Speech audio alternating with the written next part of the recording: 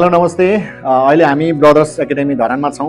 अहिले चाहिँ मेरो लेफ्ट साइडमा हाम्रो अत्यन्तै ट्यालेन्टेड बारिस्टा ट्रेनर बारिस्टा लामो समयबाट चाहिँ यो कफीलाई नजिकबाट उहाँले चाहिँ हेरेर बुझेर र काम गरेर आउनुभएको हाम्रो बारिस्टा जोसवा राई हुनुहुन्छ।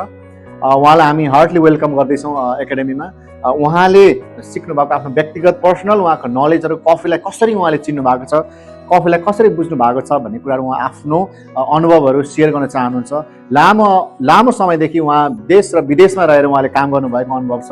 कसरी ट्याकल गर्ने, कफी भनेको के हो, अनि कफीलाई माया गर्नेले कसरी चाहिँ कस्टमरलाई सर्भिस गर्ने, कसरी त्यो एउटा समस्याहरूलाई कसरी चाहिँ ट्याकल गर्ने, कस्टमर धेरै प्रब्लमहरू आउन सक्छ भन्ने कुरा उहाँले चाहिँ तपाईँहरूलाई सिकाउनुहुनेछ।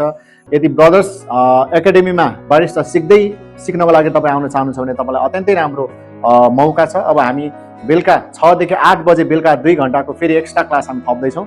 त्यो क्लासमा हाम्रो अत्यन्तै अनुभवी जो धरानमै रहेर पनि कामना बेकरीमा रहेर लामो समयसम्म बारिस्टा ट्रेनर र बारिस्टाको काम सम्हाल्नु चाहिँ उहाँले गर्नुभएको छ।